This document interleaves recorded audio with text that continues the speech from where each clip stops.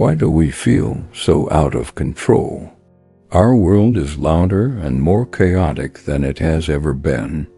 We are surrounded by noise, not just the physical noise of the city, but the constant digital noise of notifications, breaking news alerts, and the endless scroll of opinions. We live in an age of unprecedented information, yet we often feel a profound lack of wisdom. We are more connected to each other technologically than at any point in human history, yet many of us feel deeply isolated. This is the modern condition. It is a state of quiet, persistent anxiety, a feeling of being pulled in 1,000 directions at once, our attention fractured, and our energy drained. We are reactive, our peace of mind hijacked by a difficult email, a comment on social media, or a headline about events thousands of miles away. We compare our real, unfiltered lives to the perfectly curated highlights of others, and we inevitably find ourselves feeling like we are not enough. We mistake urgency for importance, and we spend our most precious resource, our time, on things that in the end do not truly matter. We feel stressed, overwhelmed, and fundamentally fragile. What if there was a way to find stillness in the midst of this storm? A way to build an inner fortress, a citadel of the mind that cannot be shaken by external events, by the opinions of others, or by our own fleeting emotions. There is, and it is not a new app, a biohack, or a wellness trend that will be forgotten in 6 months. It is a 2,000-year-old philosophy, a practical, battle-tested operating system for the human mind, forged and refined in the most extreme conditions imaginable, by slaves, by statesmen, by playwrights, and by emperors. It is called Stoicism. Now, for many, the word Stoic conjures an image of someone cold, grim, and emotionless, suppressing all feeling behind a stiff upper lip. This is one of the great misunderstandings of ancient wisdom. Stoicism is not about having no emotions. It is about understanding our emotions, sorting them, and refusing to be enslaved by them. It is not about grim indifference, but about cultivating a passionate, purposeful, and joyful resilience. This video is not a history lesson. It is a practical guide, a framework for navigating the chaos of the 21st century with clarity, purpose, and an unshakable inner peace. By the end of this guide, you will not just know what Stoicism is. You will have a clear framework and a set of actionable daily tools to help you distinguish what you can control from what you cannot, to find meaning and opportunity in adversity, and to build a life of genuine, lasting well-being. To understand Stoicism as a tool, we must first briefly understand where it came from. It began, quite simply, in a public marketplace. Around 300 BC in Athens, a merchant named Zeno of Citium, who had lost everything in a shipwreck, began to teach. He didn't have a grand academy or a lecture hall. He taught from a public colonnade, a covered walkway known as the Stoa Poikal, or painted porch. This is where the philosophy gets its name. From the very beginning, it was not a philosophy for the classroom. It was a philosophy for the street, for the marketplace, for real life. While many philosophers contributed over the centuries, the teachings we turn to most today come from three remarkable and remarkably different figures from the Roman Empire. First, there is Marcus Aurelius. He was quite literally the most powerful man on earth, the Emperor of Rome. The journal he wrote to himself while managing plagues, wars, and the burden of absolute power is now known as Meditations. It is perhaps the greatest surviving work of practical philosophy ever written. Second, there is Epictetus. He was born on the opposite end of the spectrum, as a slave. He endured lameness, brutality, and a complete lack of freedom. After gaining his freedom, he became one of the most respected and powerful teachers of his time, instructing his students that even if a tyrant could chain your leg, your mind, your will always remains free. And third, there is Seneca, a renowned playwright, a wealthy statesman, and the tutor to the infamous Emperor Nero. He navigated the treacherous world of politics and power, writing profound letters and essays on how to manage anger, how to deal with grief, and how to live a full life in the face of our limited time. Think about this combination. A slave, an emperor, and a political advisor. What could they possibly have in common? They shared the same operating system. They all understood that the external world, whether it was the power of the throne, the chains of slavery, or the whims of a tyrant, was ultimately beyond their control. What was in their control was their inner response, their character, their virtue. This brings us to the great misconception. When we call someone Stoic today, we usually mean they are cold, detached, and unemotional. We imagine someone who suppresses their feelings, who endures hardship with a grim, joyless expression. This is not Stoicism. It is a caricature. The Stoics did not seek to eliminate emotion. That would be inhuman. Instead, they sought to understand it. They saw emotions like anger, fear, or crippling grief, not as mysterious forces that happen to us, but as the direct result of our judgments, our beliefs about what is good and bad. If you believe that losing money is the worst possible thing, you will feel intense fear and anxiety about your finances. If you believe another person's opinion defines your worth, you will be crushed by criticism. Stoicism is not about suppressing these feelings. It is about examining the root judgment that causes them. It is not about becoming a robot. It is about becoming a resilient, clear-sighted, and rational human being. It is not indifference. It is the source of profound and stable joy, a joy that comes from within, not from the fragile and fleeting events of the outside world. It is, in short, the art of resilience.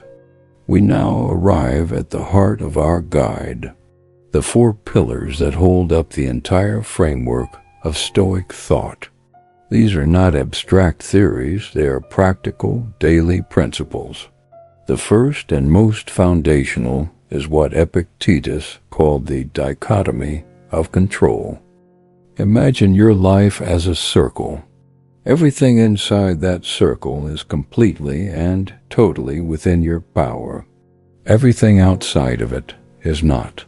The Stoics argued that almost all of our human suffering, our anxiety, our anger, our disappointment, comes from a simple fundamental error. We try to control what is outside the circle, and we simultaneously fail to manage what is inside it. So what is outside the circle? Almost everything. You cannot control the weather. You cannot control the economy. You cannot ultimately control your health. You can influence it, but you cannot command it. You cannot control your reputation, because your reputation exists in the minds of other people, and you absolutely cannot control other people, their actions, their opinions, their feelings, or their thoughts. You cannot control the past. You cannot control the future. You can only control this precise, singular moment. So what then is inside the circle? What do we actually control?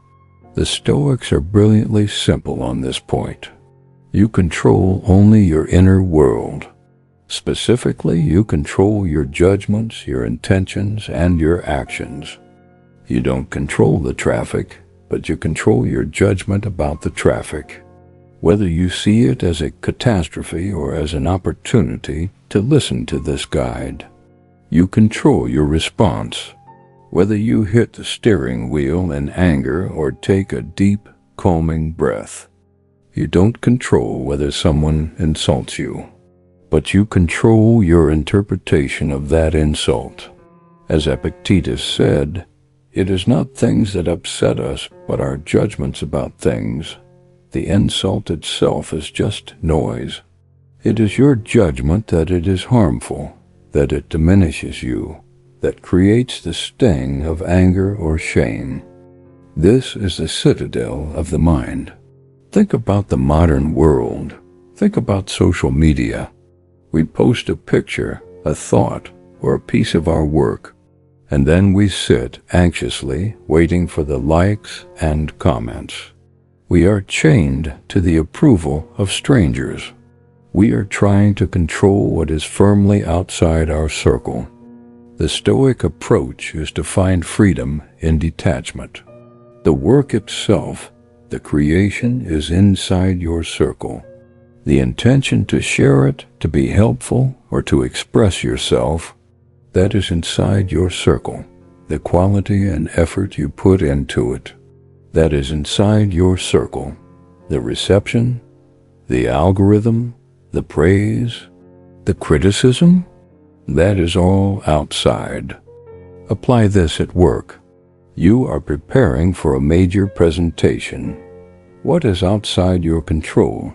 The mood of your boss, the technical difficulties with the projector, the final decision of the client, whether you get the promotion. What is inside your control? The thoroughness of your research, the clarity of your slides, the amount of time you spend practicing your delivery, the intention to do your absolute best.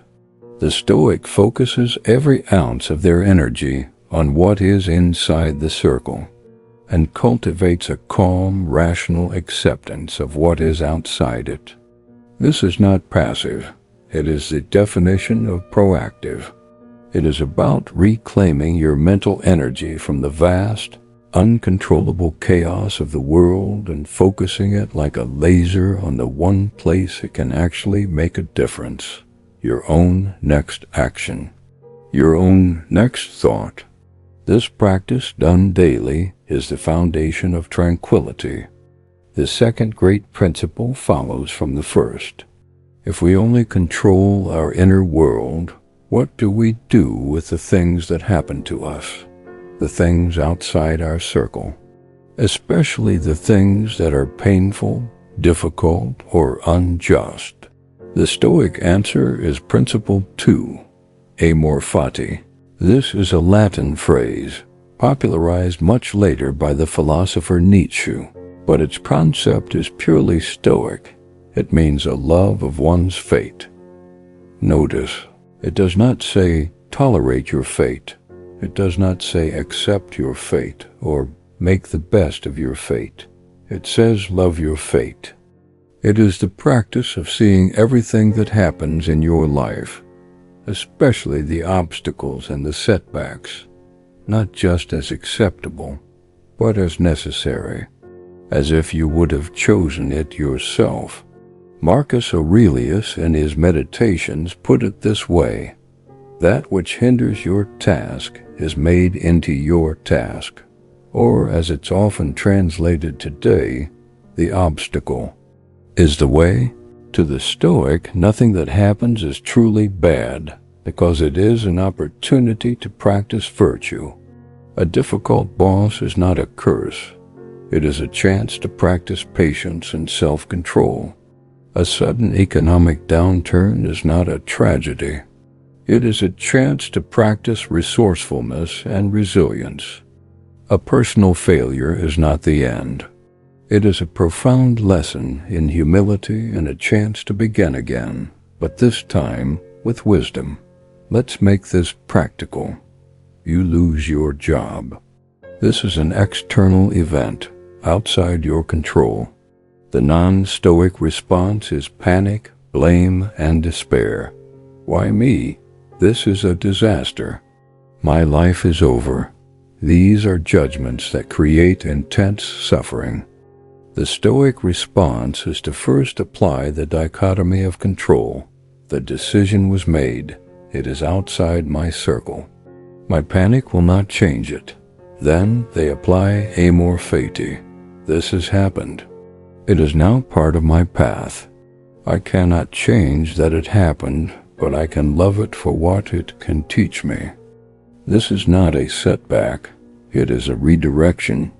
This is an opportunity to re-evaluate my career, to learn a new skill, to prove my own resilience. This obstacle is now my path.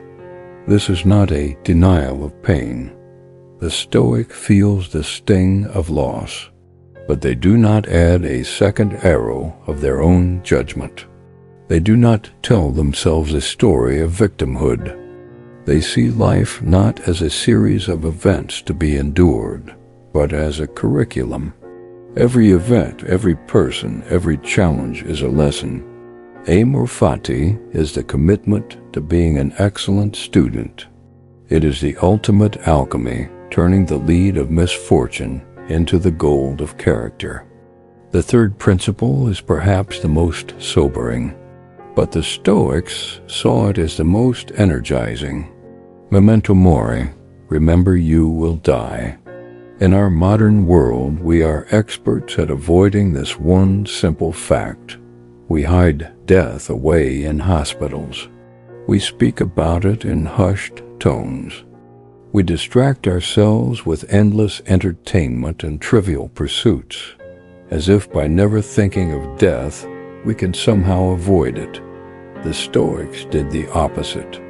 They actively meditated on their own mortality, not to be morbid or depressed, but to be alive. Seneca wrote, "Let us prepare our minds as if we'd come to the very end of life. Let us postpone nothing. Let us balance life's books each day. The one who puts the finishing touches on their life each day is never short of time." This principle is a tool for prioritization. When you remember that your time is finite, that this day could be your last, it acts as a powerful filter. Suddenly, the trivial things that consume our energy are revealed for what they are. That pointless argument on the internet, the grudge you've been holding against a family member, the hours spent procrastinating on the work you know you were meant to do. Memento mori strips this all away. It asks you a simple, powerful question. With the limited time I have, is this what I want to spend it on? It is the ultimate antidote to procrastination. We tell ourselves, I'll do it tomorrow. I'll start that project next week. I'll tell them I love them when the time is right. The Stoic knows that tomorrow is a promise that is never guaranteed. The only time we have is now. This is not a call to frantic hedonistic indulgence. It is a call to presence. It is a call to appreciate the simple fact of your own existence, to feel the air you are breathing, to look at the people you love and truly see them, to do your work, your real work, with focus and intention, as if it were the last thing you will ever do. If you lived this day as if it were your last, you would be less angry. You would be more forgiving. You would be more courageous. And you would be more deeply, profoundly grateful. That is the gift of memento mori. This leads us to the final and most important principle, the one that ties all the others together. If we accept what we can't control, If we love our fate, and if we know our time is short, then what is the point of it all? What should we be striving for? The Stoic answer is Principle 4. Virtue is the sole good. In our society, we are taught to pursue many goods. We are told that a good life is one with a big house, a fast car, a prestigious job title, a perfect body, and a large social media following. The Stoics called these things preferred indifference. They are not bad. It is perfectly natural to prefer health over sickness, wealth over poverty, or being liked over being disliked. But they are indifferent because they are external. They are ultimately outside of your circle of control, and crucially, they have no bearing on your character. You can be wealthy and be a terrible person. You can be famous and be a miserable, anxious wreck. The Stoics argued that the only true good, the only thing that is valuable in and of itself, that can never be taken from you, and that is the sole measure of a successful life, is a virtuous character. Virtue, to them, was not a vague or preachy concept. It was defined by 4 key qualities. First, wisdom, the ability to see the world clearly, as it is, to distinguish what is good, what is bad, and what is indifferent. This is the root of the dichotomy of control. Second, justice, the commitment to treating other people with fairness, kindness, and respect, to see the good of the whole community as your own good. Third, courage, not just physical bravery, but moral courage, the courage to stand up for what is right, the courage to face misfortune, the courage to be the person you know you should be. Fourth, temperance or moderation, the ability to control your desires, to find balance, to live with discipline, and to avoid excess in all things. This is the ultimate antidote to the modern diseases of consumerism and external validation. Your self-worth is not determined by your bank account. It is determined by your justice and generosity. Your value is not determined by the number of likes you get. It is determined by your courage to speak your truth. Your success is not measured by your job title. It is measured by the wisdom with which you live your life and the temperance with which you handle your impulses. This is the most empowering idea of all. It means your success as a human being is 100% completely inside your circle of control. It doesn't matter what happens to you. It doesn't matter if you are rich or poor, sick or healthy. In any and every situation, at this very moment, you have the opportunity to respond with wisdom, justice, courage, and temperance.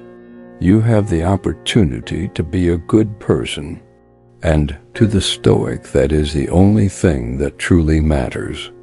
We have covered the 4 great principles: the dichotomy of control, amor fati, memento mori, and virtue as the sole good.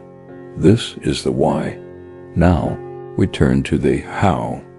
Stoicism is not a philosophy to be merely admired. It is a set of tools to be used. It is a daily practice, an active training of the mind. Here are 3 of the most powerful and practical exercises from the Stoic Toolkit exercises you can begin implementing today. First is the evening review. This is the Stoic journal. At the very end of your day before sleep, you are to set aside 10 or 15 minutes. You are not writing a diary of what happened. You are conducting an audit of your character. Seneca described his own practice beautifully. He said that each night, when the light was taken from his room, he would review his entire day and his own actions. He would ask himself, what bad habit did I check today? What temptation did I resist? Where did I fall short? What good did I do? What could I have done differently? This is not an exercise in self-criticism or guilt. It is a calm, objective, and compassionate review. It is the practice of a craftsman looking over his work for the day. When you do this, you are practicing all 4 virtues at once. You are applying wisdom. By seeing your day clearly and learning from your mistakes, you are applying justice. By asking yourself, was I fair and kind to others? Did I fulfill my duties to my community? You are applying courage. By being honest with yourself even when it is uncomfortable, and you are applying temperance. By identifying the impulses, the desires, or the bouts of anger that got the better of you so you can strengthen your resistance for tomorrow. Think of the power of this.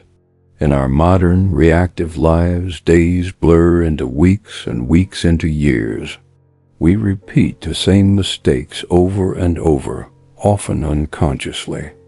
The evening review stops this cycle. It forces you to become an active, conscious participant in your own life.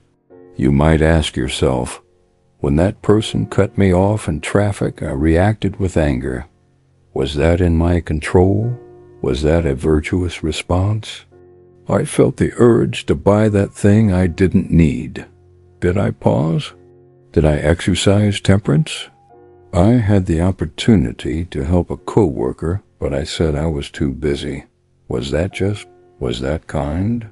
You do not beat yourself up for your failures. You simply note them, and you make a clear intention for tomorrow.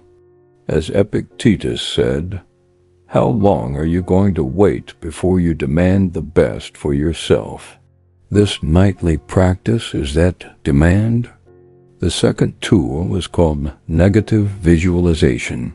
The formal name for this is premeditatio malorum, the premeditation of evils.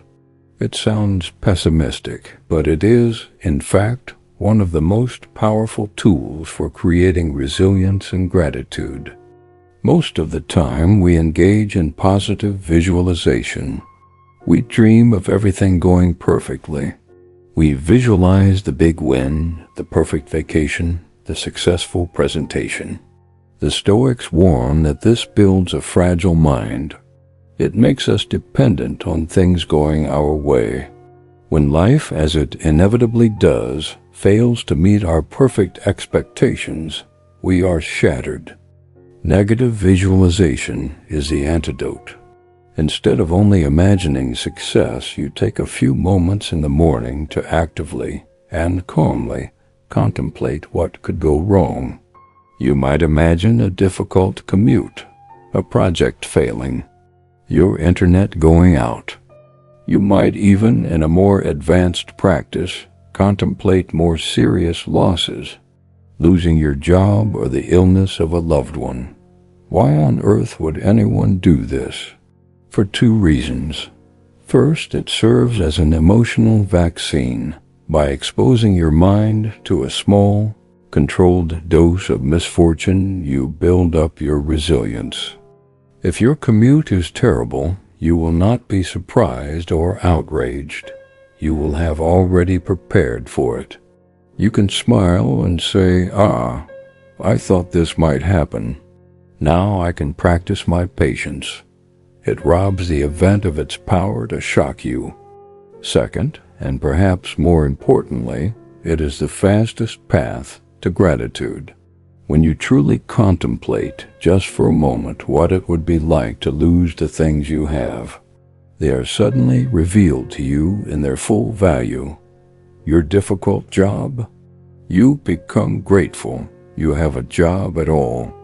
Your partner, who you sometimes bicker with, you become overwhelmingly grateful just for their presence.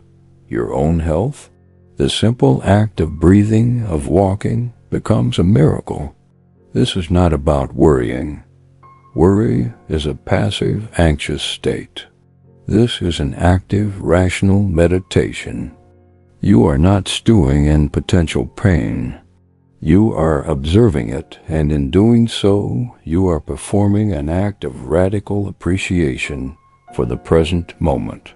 You look at your life with all its imperfections, and you realize it is all a gift that is not guaranteed to be here tomorrow. The third and final tool is the view from above. This is a favorite technique of Marcus Aurelius. He would practice it when he felt overwhelmed by his own problems, by the politics of Rome, or by the weight of his responsibilities. The exercise is a powerful shift in perspective. You begin by closing your eyes. First, visualize yourself in the room where you are right now. Then, begin to zoom out. See yourself from the corner of the ceiling. See the building you are in, the street, the neighborhood. Zoom out further. See your entire city from above, like a map. See the cars moving like tiny insects, the people going about their business. Keep zooming out. See your country, your continent, the curve of the earth. See the oceans and the clouds swirling. Zoom out further still. See the planet Earth itself, a beautiful blue and white marble hanging in the blackness of space. From this vantage point, from this view from above. Now, try to find your problem. That email that is causing you so much stress, where is it? That argument you had, where is it? The anxieties about your future, how do they look from here? They vanish. You see the immense, silent vastness of the cosmos. You see the billions of people who have lived and died before you. You see the rise and fall of empires, the slow, grinding passage of geological time, and you realize, in the grand scheme of things, your problem is infinitesimally small. This is not meant to make you feel insignificant. It is meant to set you free. It breaks the spell of self-obsession. Our anxieties trick us into believing that our problems are the center of the universe. The view from above reminds us that they are not. It gives you perspective. It calms your reactivity. It allows you to return to your life, to zoom back in. With a renewed sense of scale, a profound calmness, and the quiet understanding that this too shall pass. These three exercises, the evening review, negative visualization, and the view from above, are the training. This is how you build the inner citadel, brick by brick, day by day. We have journeyed a long way from a painted porch in ancient Athens to the very real and pressing chaos of our modern digital lives. We have seen that Stoicism is not a relic of the past. It is not a grim philosophy of emotionless endurance. It is a timeless, practical, and deeply liberating operating system for the human mind. It is the practice of drawing a line in the sand, separating what we can control from what we cannot. It is the art of finding meaning and even joy in our obstacles, loving our fate as the very path we must walk. It is the wisdom of remembering our own mortality, not as a source of fear, but as a profound call to live with purpose and presence. And it is the quiet, unshakable confidence that comes from building our self-worth on the one thing that can never be taken from us, our own character. Stoicism is not a passive philosophy. It is an active, daily practice. It is the work of the evening review, the resilience built through negative visualization, the perspective gained from the view from above. It is a training, and like any training, it is not always easy. You will forget. You will react with anger. You will be hooked by external validation. You will mistake the indifferent for the good, and that is fine, because the goal is not perfection. The goal is progress.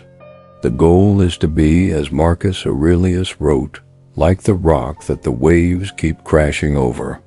It stands firm and tames the fury of the water around it.